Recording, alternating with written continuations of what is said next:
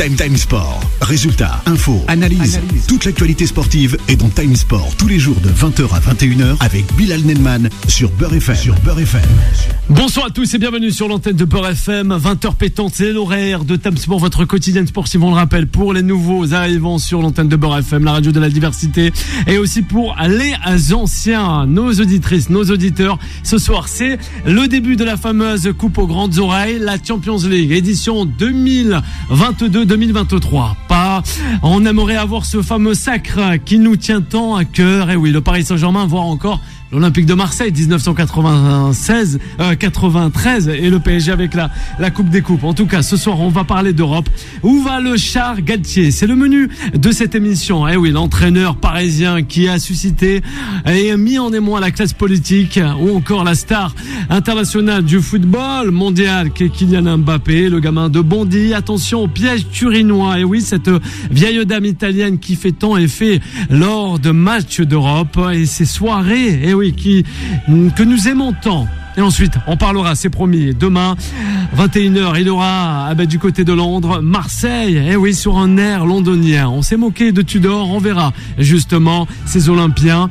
Et on va voir tout cela dans cette émission qui est Time Sport. Le débat du jour, on le rappelle, vous pouvez réagir, on vous donne la parole. Pourquoi tout le monde est contre le Paris Saint-Germain? Voilà, rien de plus simple. Le 01 53 48 3000. On vous fait remporter ce soir un magnifique ouvrage. Allez, aux éditions Solar, tout au long de la semaine, les 50 pilote de légende en moto GP.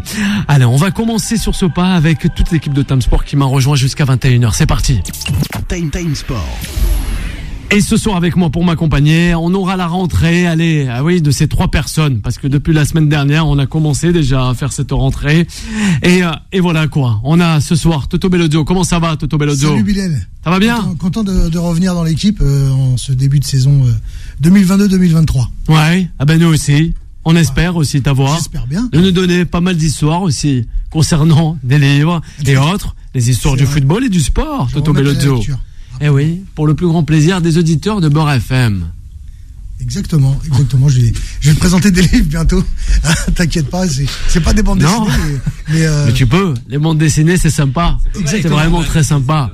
Le réalisateur Giovanni, on le rappelle, chaque soir est avec nous. Il aime beaucoup les bandes dessinées, les comics, voire les Marvel. Voilà, ça, faut le rappeler. Pour le plus grand bien des auditeurs. C'est Terence. Terence, il a pas mal voyagé pendant ses vacances d'été. Eh oui, Terence, on l'a aperçu du côté de la République dominicaine, non?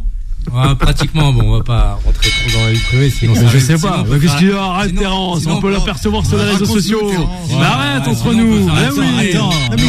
On t'a aperçu même au chat qui fume. Mais on change de débat après, sinon ça. Ah oui. Beurre FM paye bien, on peut se payer. Bien sûr. Ah ouais. Oui, non, c'est vrai que là-dessus, voilà, vous l'avez reconnu, c'est Juan José. Comment ça va, Juan José? Voilà, buenas tardes. Moi, je fais aussi ma rentrée, comme tu l'as dit. Et voilà, la rentrée pour cette nouvelle saison. On t'attendait, Juan. Ça tombe bien, puisqu'on a la Champions League, comme tu as dit, avec une équipe française. Et 2 Espagnols, rappelez-vous, le Real. Joue on n'oublie pas le Real. Il est amoureux du Real. Il joue aujourd'hui à 21h en attendant l'Atlético et Barça demain. C'est vrai. Paris Saint-Germain et Juventus de Turin, groupe H, première journée de ces 6 journées, justement, de cette fameuse édition 2022-2023, du côté du Parc des Princes, 21h. Allez, on rejoint le Parc des Princes. Time Sport. Il est pour parler. Eh oui, Giovanni, il est chaud comme la braise. Déplacement du Paris Saint-Germain, justement. La réponse de Galtier, le fou rire donc de Kylian Mbappé sidère cette classe politique. Toto Bellozzo. Eh oui, on a vu monter en grade les réactions. On a même eu chez un de nos confrères aujourd'hui le président de char à voile. Eh oui, de la fédération de char à voile. Tout de même, on aurait pu l'avoir ça, Merwan. Il a précisé qu'on pouvait rallier Paris à Nantes en char à voile. Mais ce qui est intéressant de soulever pour commencer, alors c'est quoi? C'est que là, Galtier, pour le coup, commence vraiment à prendre conscience qu'il est plus à Nice, qu'il est plus à Lille, et qu'il est maintenant dans un club où chaque chose qu'il va pouvoir dire, chaque réaction va être récupérée, amplifiée, parfois même pourquoi pas déformée. Parce que si on revient un petit peu sur ses propos, je reste persuadé que s'il avait dit la même chose quand il était coach de Nice ou de Lille, peut-être que ça aurait peut-être pas eu le même écho. Et étant donné qu'aujourd'hui Galtier est à la tête du paquebot Paris Saint-Germain, qui est l'incarnation même dans l'esprit des gens du club qui vit à travers l'argent. Faut appeler les choses par leur nom. Aujourd'hui, Galtier, il se rend compte que une petite blague peut avoir un retentissement quasiment inattendu pour lui.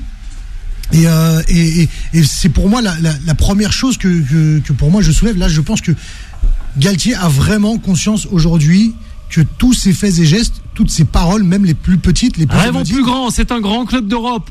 Oui, non mais voilà, mais à un moment un grand donné, club est surveillé. Juan Trocé le disait la saison Exactement. dernière. Le Real, le Barça, Séville et Valence, et voilà quoi. Parce que je pense que lui, il est dans une réaction qui n'est pas forcément réfléchie. Alors peut-être qu'ils réaction où il y a un trio quand même d'attaque qui est de renommée mondiale. Oui, là pour le coup, on parle. Là, ce qui est intéressant. Tu es surveillé. Entre guillemets. Là, pour le coup, tu nous parles du sportif, et c'est là que c'est intéressant, c'est que Galtier, on va le chercher sur une question extra-sportive, sur lequel il n'est pas spécialement qualifié pour répondre. Extra-sportif, mais c'est la vie de tous les jours quand même. Étant donné qu'il a pas. C'est la vie de tous les jours.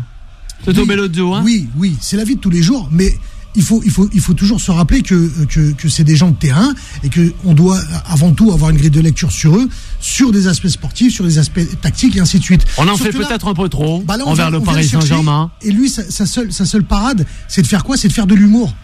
Et à ce moment-là, bam, cet humour, elle lui revient dans la gueule. Et je pense que dorénavant, il va se concentrer avant tout sur des questions purement sportives. Intéressant, Toto Bellozzo. Je partage tout à fait ce que dit Toto sur le fait qu'effectivement, il vient d'un seul coup se rendre compte qu'il est à la tête du PSG, et pas de Lille, ni de Rennes, ni de Clermont-Ferrand. C'est le PSG. Alors, il y a deux réflexions que cette affaire m'amène à faire. La première, c'est que de façon générale, on est en train de faire beaucoup sur un sujet. C'est pas un non-sujet, mais c'est un sujet. Je crois qu'on en fait trop. Mais la deuxième, c'est que. Alors, c'est quoi ? Ce qui gêne le plus, c'est le fou rire de Kylian Mbappé. Comme si la question qui avait été posée était une connerie. Et ça ne l'est pas. Alors peut-être, et s'ils en ont parlé avant, et peut-être, qu'on lui pose la question. Ce que je veux dire par là, on va le laisser terminer. Ce que je veux dire par là, c'est que c'est ça qui blesse un peu plus, le plus. C'est cette réaction spontanée, mais qui laisse penser que les journalistes a posé une question bête. Et elle n'est pas du tout bête, surtout dans le contexte actuel. Alors, peut-être que le département des coms du PSG a failli parce que ils auraient dû à un moment donné leur dire attention. Alors, peut-être que j'ai commencé à entendre la question des Galtier, je me suis dit surtout il est tout sérieux. Voilà, ce matin on en a parlé et on le voit avec la société. Et nous aussi on en a parlé avec tout le monde. C'est la chute effectivement qui montre qu'il n'a pas du tout compris. Je savais que vous alliez me poser la question. Moi c'est ça qui me choque. Voilà. C'est qu'en fait je rebondis là-dessus, c'est que Galtier explique clairement qu'il était certain d'avoir cette question et d'avoir un retour sur un sujet que tu sais très bien que c'est une polémique, et comme on revient à ce que tu disais Toto, maintenant il est passé sur un gros paquebot qui est le PSG, était plus sur des clubs des plus petits clubs, si je peux me permettre.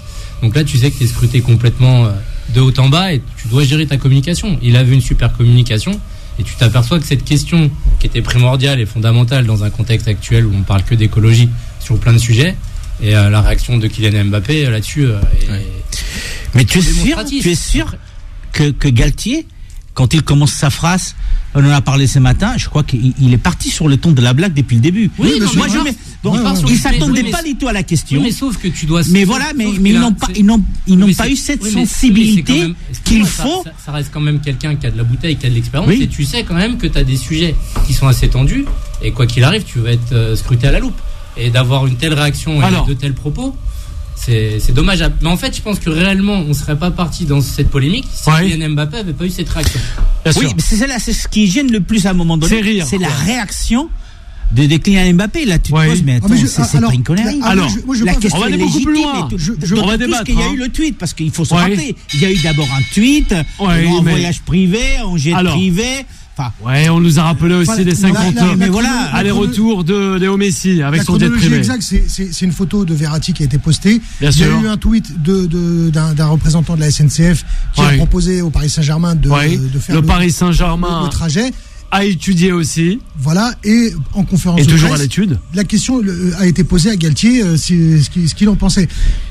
quand on parle, moi je suis assez d'accord que ce qui a choqué, ce qui a soulevé la polémique, alors plus que la réponse, c'est la réaction de Kylian Mbappé, qui lui à ce moment-là, j'ai pas l'impression, alors je suis pas dans la tête de Kylian Mbappé, mais j'ai l'impression que c'est une espèce de private joke, l'air de dire un regard de Galtier qui lui dit bon, tu réponds, tu prends la parole, je prends la parole, et enfin voilà, il y a cette espèce de petit moment de spontanéité qui bizarrement dénote un petit peu de ce que fait Kylian Mbappé d'habitude, qui est très dans le contrôle, très préparé, qui mesure, qui pèse tous ses mots, et puis là, il a une espèce de réaction de gamin de son âge, faut dire la vérité, avec un coach qui a ce rôle un peu paternaliste, et on a cette petite rigolade qui finalement est très sympa, mais sur un sujet très sérieux. Et là où il faut replacer le curseur, c'est qu'on est en face d'un entraîneur et d'un joueur de foot, pas de militant politique. Alors on peut revenir sur le fait que les joueurs de foot ont un rôle dans la société. Je suis d'accord là-dessus. Mais dès l'instant où ces gens-là ne sont pas conscients, on peut leur rappeler.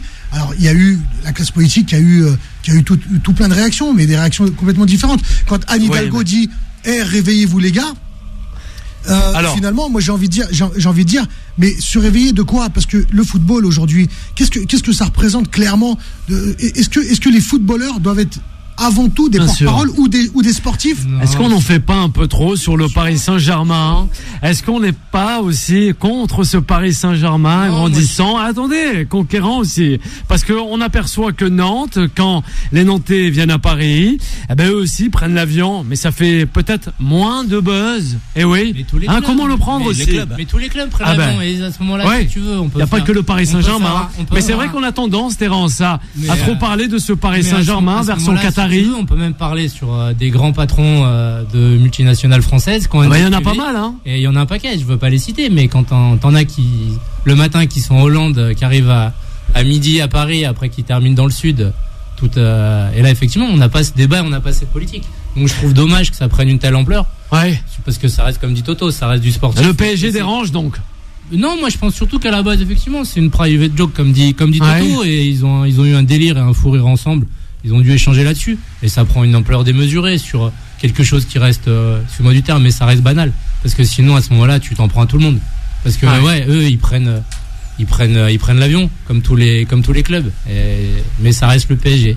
Effectivement, comme Juan Rosé et Toto disent, le PSG est scruté à la loupe et t'as pas le droit de te louper. Ouais, on a Rafik qui nous dit justement le Paris Saint-Germain est peut-être un catalyseur, excusez-moi, et aussi de toute cette animosité envers ce football, cette planète du football. Toto Bellozzo et aussi Juan Rosé. Moi j'ai plus l'impression que le football et les footballeurs en particulier sont les proies faciles, sont ceux sur lesquels on tape assez facilement. Alors peut-être parce que c'est des jeunes qui n'ont pas eu un cursus scolaire incroyable et qui finissent avec des salaires mirobolants du CAC 40 et qui a une certaine forme, alors je dirais peut-être pas de jalousie, mais peut-être d'incompréhension, et on leur laisse rien passer. C'est-à-dire que là, à travers on va prendre les récentes polémiques avec Paul Pogba, où on a l'air de découvrir que finalement, l'être humain pourrait être à un moment donné malveillant les uns envers les autres. Mais bien sûr, c'est évident que c'est que dans le foot qu'on trouve ça. Mais c'est dans le monde, c'est dans la société entière où on trouve ce genre de problématiques. Mais quand c'est un footballeur, finalement, ça devient immonde, innommable. Voilà, quand Naïsna, les joueurs, alors je vais pas les défendre, mais quand ils ont fait la grève, alors qu'on est le pays de la grève, alors qu'on est le pays qui passe son temps à faire la grève, quand c'est les footballeurs, finalement, ça devient infâme, ça devient grave. Et là, le Paris Saint-Germain, avec cette incarnation de l'opulence financière, l'incarnation de celui à qui on ne dit pas non, l'incarnation de celui qui fait un petit peu ce qu'il veut, qui dicte maintenant ses règles parce qu'il débarque avec... si, c'est un petit peu ça aujourd'hui. Peut-être qu'il y a quand même dans tout ça un point positif. On les rate pas. Il y a peut-être un point positif, c'est que les clubs vont réfléchir maintenant peut-être à une autre façon de se déplacer. Peut-être que... Je peux comprendre que on voit pas le PSG arrivant à la gare Saint-Charles de Marseille. Ouais. Ça peut être compliqué. Au niveau de la sécurité. Mais je veux dire, les fans aussi. Si la SNCF au départ, a été quittée par la SNCF est prête à faire des efforts, est prête à donner des solutions, peut-être qu'effectivement, cette histoire va apporter quelque chose de positif. Déjà, ça sera peut-être certainement moins cher pour le club. Ça va aider en question d'énergie, de consommation d'énergie. Et donc, c'est le point positif que je vois à tout ça. Il y a l'histoire du Betis de Séville qui a été par la suite démenti. Effectivement, il y avait le Betis de Séville avait signé un contrat avec la SNCF espagnole pour ses déplacements, Renfe pour ses déplacements, contrat qui a été après annulé parce qu'il y a eu le Covid, mais le président du Betis a annoncé ce matin qu'effectivement ils vont revenir certainement à ces déplacements en train. Et donc je pense que des clubs, parce que c'est absurde de prendre un avion de Lille à Paris quand le TGV t'amène en 1 heure à Paris, à Lille ou à Paris. Donc peut-être qu'effectivement, je dis, le point positif c'est ça, c'est que les clubs vont réfléchir maintenant à une façon différente de voyager, et peut-être aussi qu'on va voir et on aura la chance d'avoir des images des joueurs du PSG en char à voile, puisque le président, comme il l'a signalé, de la fédération des chars à voile, les a invités à faire du char à voile, et peut-être qu'ils vont aimer. C'est pas mal, le char à voile. Terence peut-être en a fait cet été. Regarde, il y a un autre moyen. À l'époque, t'avais Denis Bergkamp qui avait peur de l'avion. Oui, mais prenez la voiture. Donc il faisait tous les trajets en bagnole. Mais à partir de là, il avait beaucoup de déplacements. Mais blague à part, je trouve que ça prend une ampleur démesurée. Ça reste un gamin et un coach de foot. Ça reste une private joke. Il y a des choses beaucoup plus graves dans la vie. On parle de la hausse de l'électricité et tout le reste. On est en train de... Tu sors de partout. Apparemment, il y a plein de stations hivernales qui pourront pas ouvrir à cause de la hausse. Donc tu vas laisser un paquet de gens sur le carreau qui pourront pas bosser. Et là, on n'en parle pas trop. Et là, c'est parce qu'effectivement, ça reste le PSG qui est un club visé, foncièrement parlant. Ça prend une ampleur démesurée de dingue. Il faut essayer de recadrer un peu les choses aussi dans leur contexte. Enfin, là où c'est intéressant, je vais paraître un peu schizophrène pour le coup sur la question, mais pour les militants écologistes, la caisse de résonance du football leur permet aujourd'hui de mettre en avant des sujets qui sont déjà mis en avant, mais là pour le coup c'est du concret. On est en train de dire il va peut-être falloir réfléchir autrement, comme tu l'as dit, Juan José.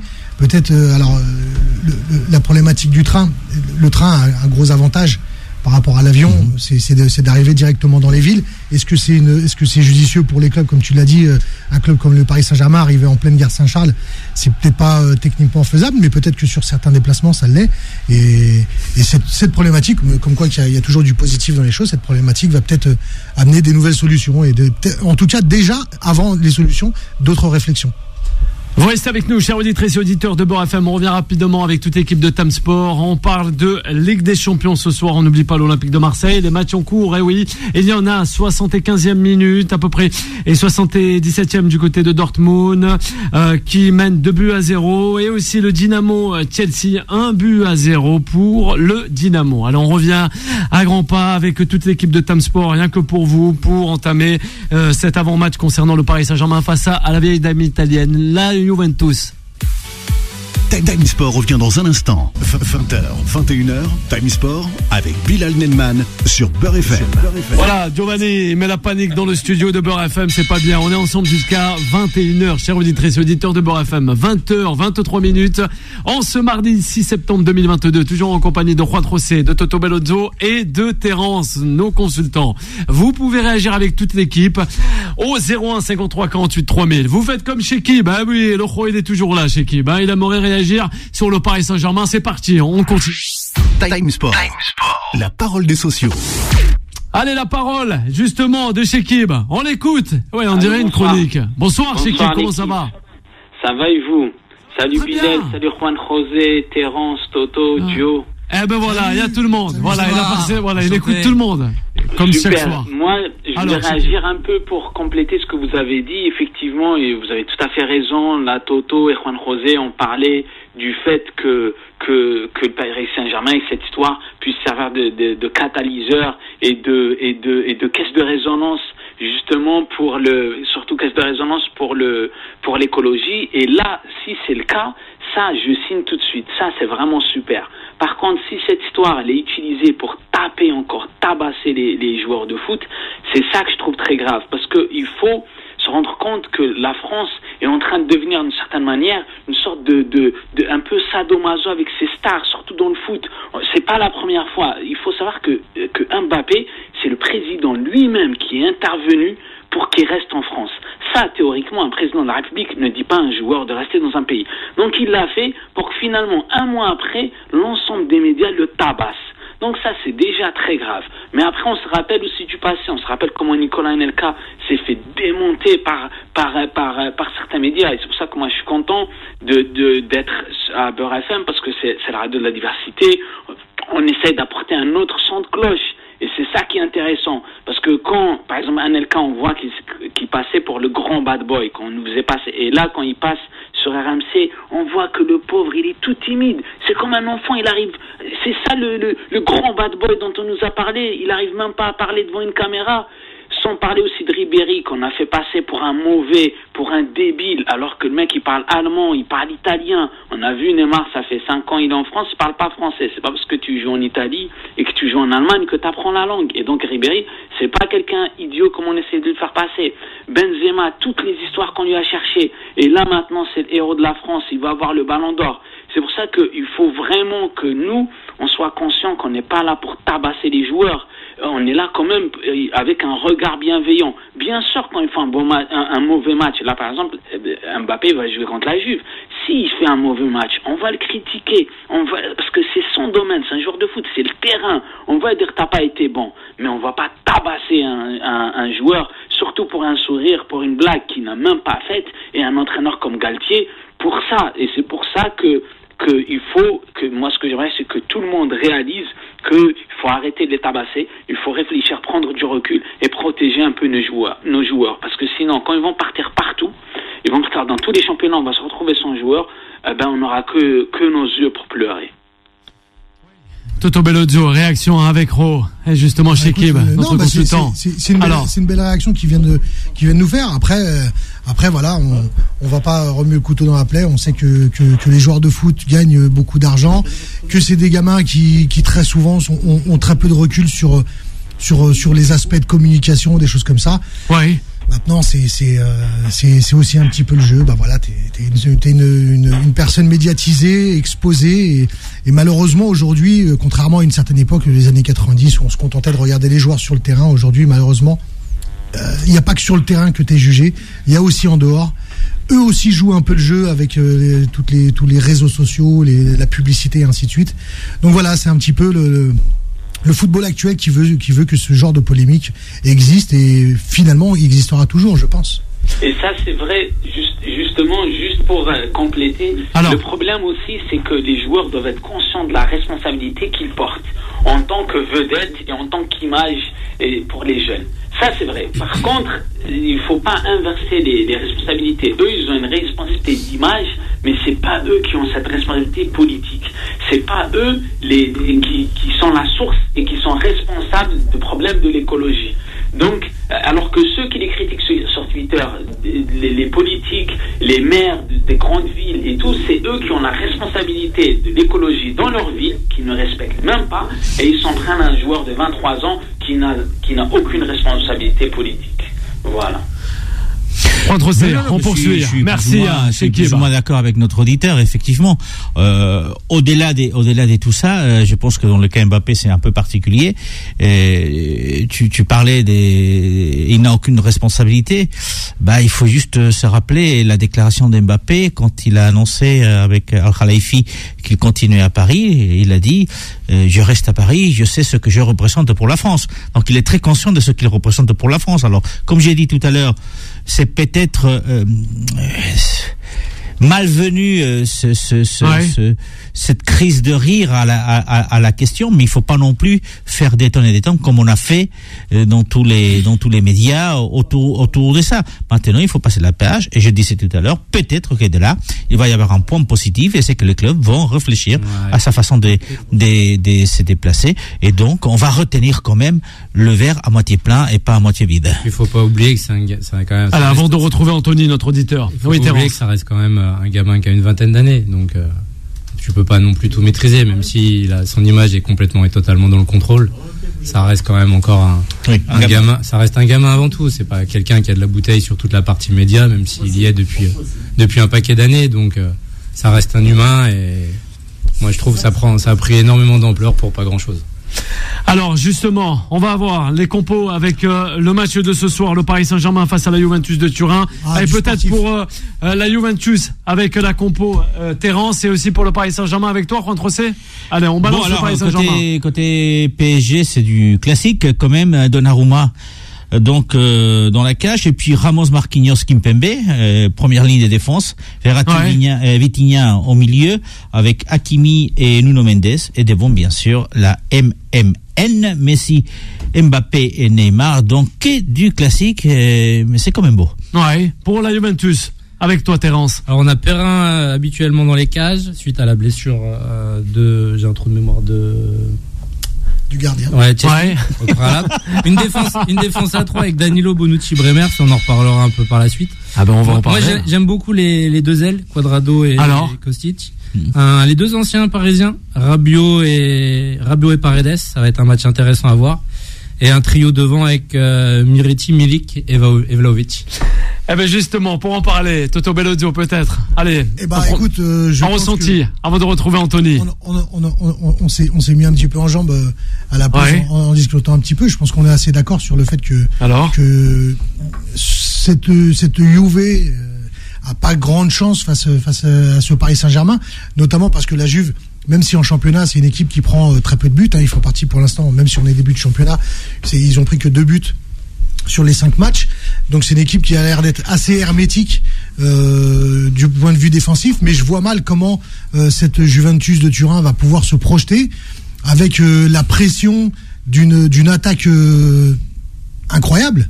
On va appeler les choses par leur nom. C'est une attaque qui, quand t'alignes Messi, Mbappé et Neymar, je vois mal comment des joueurs comme Bonucci, qui malgré être des très bons joueurs, vont quand même avoir du mal à gérer la profondeur dans le dos de la défense. Donc on va sûrement avoir un match très fermé côté Juventus qui va jamais pouvoir ni vouloir ouvrir le jeu, et un Paris Saint-Germain qui va très certainement essayer de trouver la solution dans les petits espaces. Et même si Allegri, on le sait, c'est pas un chantre du beau jeu. Il va faire ce qu'il pourra pour pas en prendre. On va retrouver l'auditeur. Merci Toto Bellozzo. Anthony qui nous appelle depuis Bourges au 01 53 48 3000. Bonsoir Anthony, comment ça va? Bonsoir, ça va super. Ah ben nous aussi. On retrouve la Ligue des Champions. Voilà. C'est super. Ah oui, le Paris Saint-Germain, confiant. Anthony, vous l'êtes pour le club français? Oui, confiant, bien sûr. Ouais. Moi, je prédis un 3-1 pour Paris. Donc, un 3-1 facile. Ouais. Oui. Par contre, je prédis un but de Paredes, donc c'est pour dire. Paredes. Ah ben oui, ça fait sourire Juan José. Juan José, réaction avec Anthony, notre auditeur. Je suis d'accord avec lui. Je pense que la victoire du PSG serait complètement logique. 2 voire 3 buts de différence, ça me paraît normal. Quand vous regardez le début des championnats du PSG et de la Juventus, vous voyez qu'il y a quand même une grosse différence entre ces deux clubs. C'est vrai que la Juventus est un club qui est en reconstruction ou en construction, comme on veut, et que Paredes quand même est sorti de Paris, pas pour atterrir au Real, mais pour atterrir à la Juventus. S'il était si beau que ça, il serait resté au PSG, et ce n'est pas le cas. Tu parlais effectivement, Toto a raison, c'est que la Juve ne prend pas beaucoup de buts, mais il en a pris 2, c'est vrai, mais le PSG n'en a pris que 4, mais par contre on a marqué 24. On marque beaucoup, donc et la Juve n'en a mis que 7 en championnat, donc la différence est énorme. Et t'as pas la même qualité. Anthony, on revient. T'as pas la même qualité de jeu non plus entre les deux équipes. C'est le jour et la nuit. Juste au milieu de terrain, t'as 2 monstres. T'auras Verratti et Vitinha. Ouais. Anthony, on vous écoute. Oui, je disais, le nombre de buts qu'on marque aussi et le nombre de buts qu'on prend, c'est aussi un déséquilibre assumé. Ouais. Donc c'est normal qu'on en prenne un peu plus, étant donné qu'on joue l'offensive à fond, quoi. Et je ne vois pas ni Paredes ni Rabiot profiter de ce déséquilibre assumé comme le dit l'auditeur par le PSG. Je suis d'accord avec Anthony à ce niveau-là. C'est surtout qu'à la Juventus, t'as personne qui va à 2000 devant. C'est-à-dire qu'il n'y en a aucun qui va prendre la profondeur. Le seul qui va vite, c'est Cuadrado. Et il a une mobilette de son côté. Donc Cuadrado qui aime pas défendre face à Nuno Mendes, ça va être compliqué. De toute façon, je vois un match quand même assez fermé du côté de la Juventus. Je pense que même s'ils nous présentent une défense à 3, ça va pas être une défense à 3. Ils vont jouer 4 voire 5 avec les deux milieux assez bons justement. Donc mais si on va revenir à ça va être un match assez compliqué pour la Juventus. Anthony t'a interpellé. Attention justement à la Juve, au piège turinois. C'est bien ça, Anthony? Oui, bien sûr, c'est parce que c'est notre bête noire. Merci de le rappeler. On s'est pris 6-1. Donc attention. Et il y en a beaucoup de Parisiens qui ont oublié. Il y en a beaucoup, il fait bien de le rappeler. Anthony n'est pas mal, Anthony. Donne-moi les compos de l'époque du 6-1, s'il te plaît. T'avais. Ça va Algerino. Jimmy Algerino. C'est ça. C'est un peu vieux quand même comme référence. Il y avait la télé en noir. C'est une bête noire. Il y avait la télé en noir et blanc. Oh, quand même. Pour moi, c'est plus un mauvais souvenir qu'une bête noire. Ça me rappelle, excuse-moi, mais ça me rappelle, tu te le dis, mais ça me rappelle quand il y a ces matchs PSG Real Madrid et quand tu sors la victoire du PSG des 93. Il faut aller chercher 30 ans en arrière pour voir un fait marquant. Non, c'est vrai qu'il y a eu ces 6 ans, mais non, aujourd'hui, la réalité, c'est que la Juve est désavantagée par rapport au PSG qui a beaucoup à montrer aussi vers les autres grands clubs européens. Parce que c'est vrai que la Ligue 1 est pour eux un peu courte.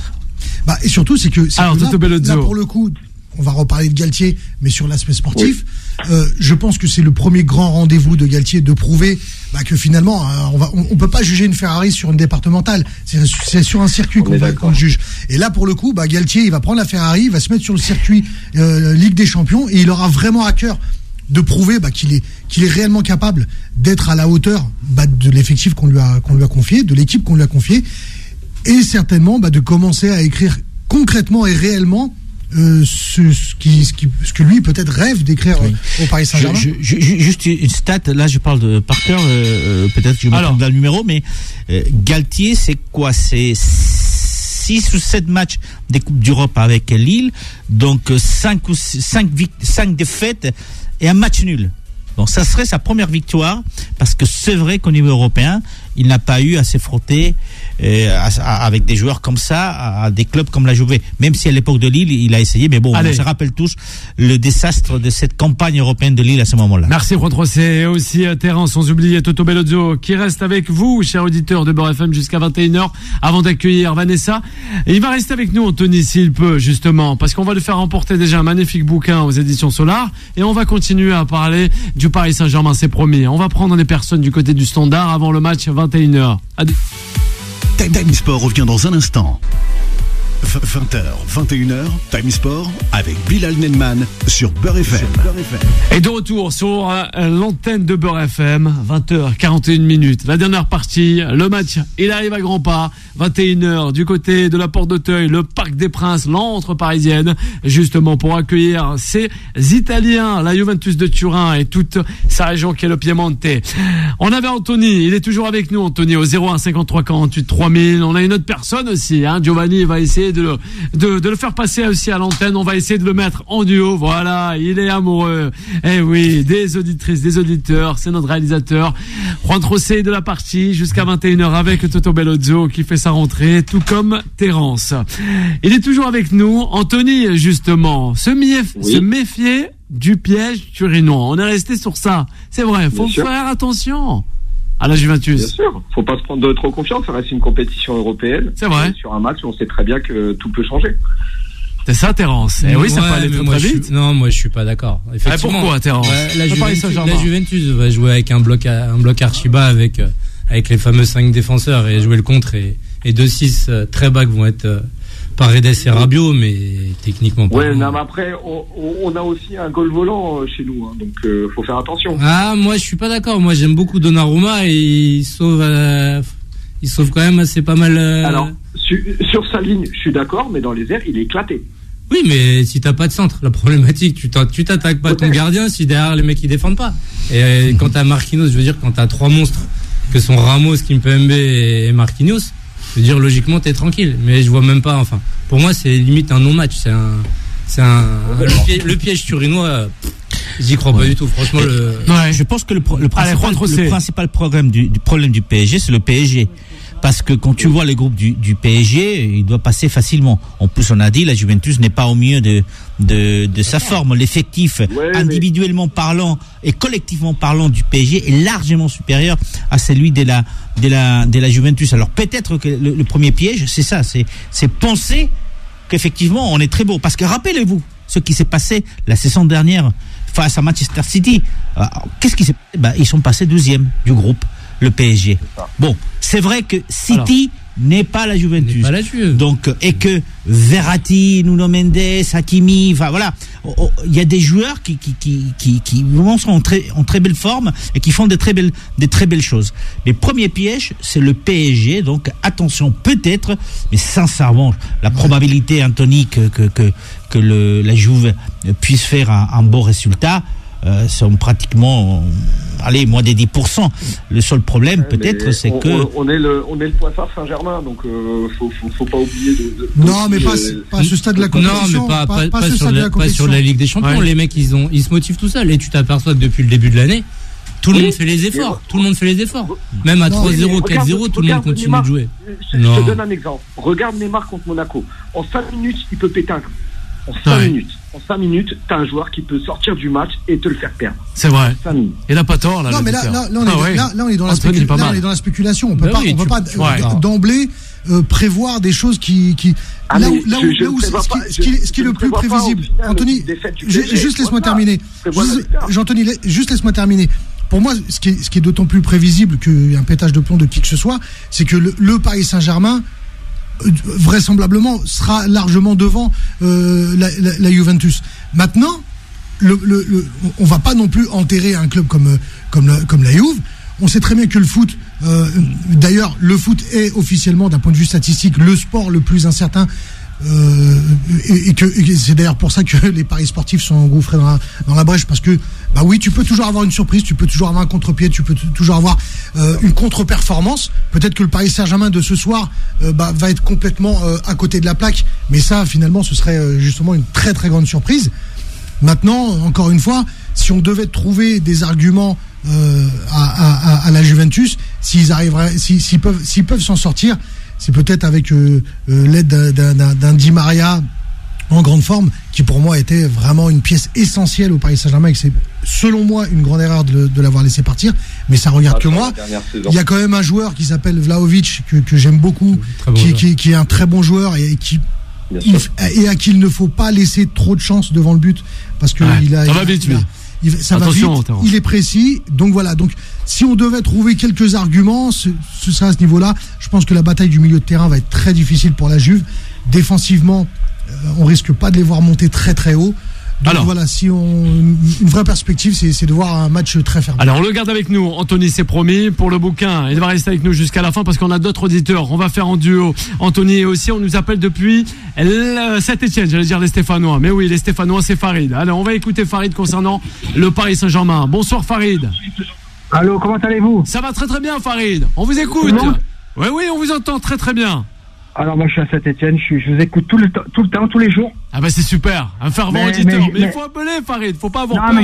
Non, je peux pas appeler parce que tu vois, là j'ai le temps, tu vois, je prépare une course à pied, tout ça, et c'est difficile. Ah bah un grand champion en plus qui est avec nous. Voilà, les auditeurs sont des athlètes, c'est bien Farid. C'est bien, si tu parles en même temps que t'appelles, tu bosses encore plus le foncier Farid comme ça. T'as un ex-footballeur quand même, un vrai. Hein. Ah ben voilà, il est footballeur. Ah ben lui qui a parlé aussi, il a pas mal joué, hein. Il a pas mal bourlingué, un petit peu. Ouais, c'était dans une vie d'avant. Maintenant tu globe-trotter apparemment. Alors Farid, on l'écoute. Alors moi j'appelle, franchement, sur ce match, je vois match nul, je vois. Ouais, match nul.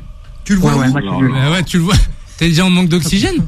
Et tu sais, non, je vois match nul parce que tu sais, tu vois Ramos, je parle de Ramos. Ouais. J'en ai parlé avec Boula. J'ai eu Boula tout à l'heure, on en a parlé. Bien sûr. Ramos c'est fini. Il va le bouffer l'autre de vitesse, comme il s'appelle l'attaquant là. Vlahovic. Ouais. Tu verras, tu penseras à moi, il va le tuer. Vlahovic, il va prendre Ramos de vitesse. Ah bah qui sait. Anthony nous disait faire gaffe à lui. Ouais, non mais pas. Ouais, mais on va se prendre un but, oui, mais on va le gagner ce putain de match. Ah ben voilà, il est confiant. Mais au pire, t'as Marquinhos qui va courir derrière, et vu que t'as un goal volant, maintenant tu peux jouer, t'es tranquille. Bah c'est ça. Non mais franchement, un goal volant, je vois le match nul et puis voilà. Ouais, match nul. Voilà, un match nul, c'est un très mauvais résultat, mais pas parce que c'est un mauvais résultat en soi, sportivement parlant. C'est parce que l'image que le PSG essaye de donner avec cette nouvelle saison va prendre un coup. Si tu vas pas battre la Juventus et dire voilà, nous on est les favoris de ce groupe, mais au-delà de ça, on est les favoris pour aller gagner la Champions League. Si tu commences avec une Juventus qui est affaiblie avec un match nul, c'est plutôt. Je vois pas comment tu peux sortir un match nul là-dessus. Ah bah s'ils n'arrivent pas à percer la défense, ça serait un mauvais résultat. Très resserré derrière, ça reste un résultat possible. Maintenant, là où le Paris Saint-Germain va être en difficulté, et d'autant plus en difficulté, ça va être Galtier. Allez, un grand merci Farid pour ce match nul. Une bonne soirée à vous. Un grand merci aussi Anthony. Vous restez avec nous Anthony. On va vous envoyer le bouquin. Restez à l'écoute. Giovanni va prendre votre appel. Justement, on va essayer. Oui, on n'avait pas le temps de parler de l'Olympique de Marseille. Eh oui, il n'y avait pas eu le temps pour l'Olympique de Marseille. Juan Trocé, il est resté sur sa faim. L'Olympique de Marseille, Tottenham. Oui, juste un petit mot si tu veux, c'est que c'est un match qui va être très compliqué pour Marseille parce que Tottenham aujourd'hui est quand même 3e du championnat anglais, même si Marseille est 2e. Mais je pense qu'il y a quand même une demi-classe de différence entre ces deux clubs. L'intensité avec laquelle est en train de jouer Tottenham n'est pas celle de Marseille, et j'ai peur que Marseille prenne le bouillon. La qualité du championnat anglais est pas du tout la même que la qualité du championnat français. Donc ça va être un match compliqué. D'un point de vue purement statistique, l'Olympique de Marseille a joué 16 fois contre les clubs anglais dans l'histoire de la Ligue des Champions.